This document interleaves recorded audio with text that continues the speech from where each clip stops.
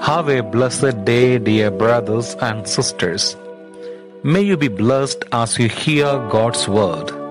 The gospel passage for our meditation is taken from the Gospel of St. Matthew chapter 12, verses 38 to 42.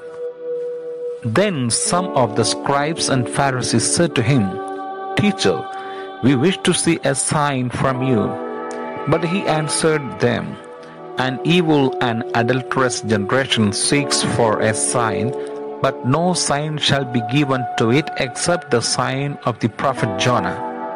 For as Jonah was 3 days and 3 nights in the belly of the whale, so will the Son of Man be 3 days and 3 nights in the heart of the earth. The men of Nineveh will arise at the judgment with this generation and condemn it, for they repented at the preaching of Jonah. And behold, something greater than Jonah is here. The queen of the south will arise at the judgment with this generation and condemn it, for she came from the ends of the earth to hear the wisdom of Solomon. And behold, something greater than Solomon is here." The Gospel of the Lord. What would the Lord Jesus say about our generation?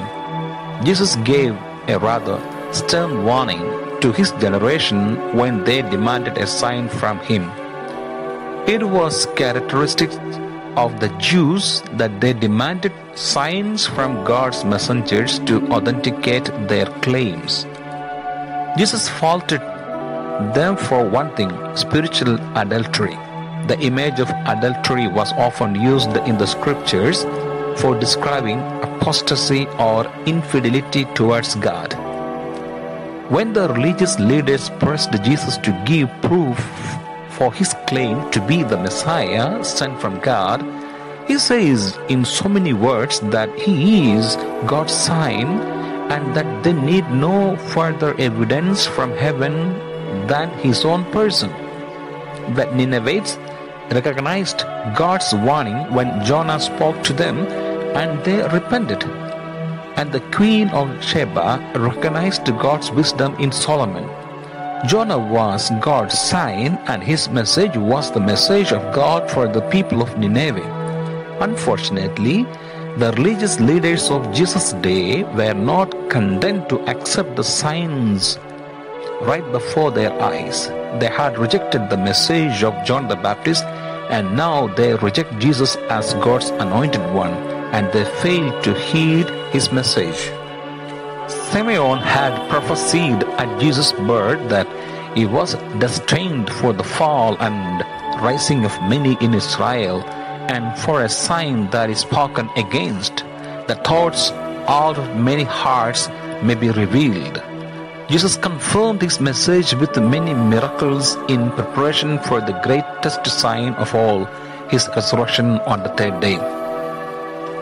The Lord Jesus, through the holy gifts, offers us freedom from sin and ignorance, and he gives us wisdom and understanding so that we may grow in knowledge of God and his ways.